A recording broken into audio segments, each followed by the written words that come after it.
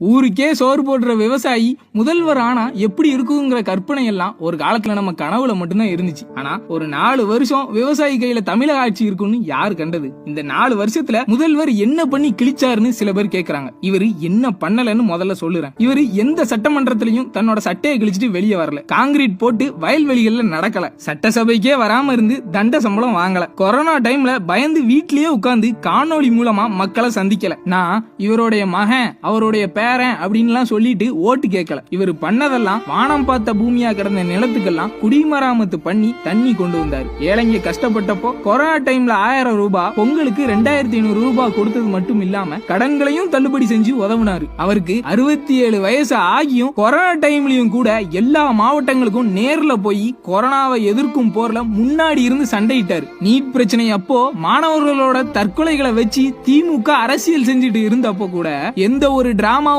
போடாம இந்த பிரச்சனையை ஏழை மாணவர்களுக்கு சாதகமா எப்படி தீர்த்து வைக்கலாம்னு யோசிச்சு 7.5% உள் ஒதுக்கீடு கொண்டு வந்தார். அடுத்த கணமே கிட்டத்தட்ட 400 ஏழை அரசு பள்ளி மாணவர்கள் டாக்டர் படிக்கும் கனவை நினைவாக்கி வச்சார். இது பத்தாதுன்னு 11 புது மருத்துவ கல்லூரியும் திறந்து வச்சு அடுத்த வருஷம் அவர் ஆட்சியில இருக்காரோ இல்லையோ 600 ஏழை மாணவர்கள் மருத்துவ கல்லூரியில எடப்பாடி பழனிசாமி பேரை சொல்லி சேருவாங்க. ஸ்டாலின் கையெழுத்து போட்டு கொண்டு வந்த மீத்தேன் திட்டத்தை அவரே எதிர்த்து நாடகமாடி விவசாயிகளோட பிரச்சனையையும் அரசியலாக்க நினைச்ச போது இந்த பிரச்சனையையும் எப்படி தீர்த்து வைக்கலாம்னு யோசிச்சு டெல்டா மண்டலத்தையே பாதுகாக்கப்பட்ட வேளாண் மண்டலமா மாத்தினாரு எடப்பாடி பழனிசாமி. இன்னைக்கு ஸ்டாலின் இல்ல, அவர் பேரை நினைச்சா கூட விவசாயத்தை அளிக்கும் எந்த ஒரு நாசகரமான திட்டத்தையும் டெல்டா மாவட்டங்களுக்கு எடுத்துட்டு வர முடியாது. மக்கள் பிரச்சனையை அரசியல் பண்றவன் பேர் சந்தர்ப்பவாதி, மக்கள் பிரச்சனையை தீர்த்து வைக்கிறவன் பேர் தான் தலைவன். அந்த வகையில நெஞ்சு நிமித்திட்டு சொல்லுவோம், எடப்பாடி பழனிசாமி மக்களுக்கு ஒரு நல்ல தலைவனா இருந்தாரு, இனியும் இருப்பாரு. பொது மேடைகள்ல பேசும்போது அவருடைய பேச்சு எப்படி இருக்கும்னு பார்த்தா எதிரிகளை விமர்சிக்கும் போது கடுமையா தான் இருக்கும். ஆனா கண்ணியம் தவறி இருக்காது. கிண்டல் செய்வாரு, ஆனா கேவலமா பேச மாட்டாரு. பெண்களுக்கும் தாய்மார்களுக்கும் கொடுக்கும் மரியாதையை கடுகளவும் குறையாம பாத்துக்கிடுவாரு.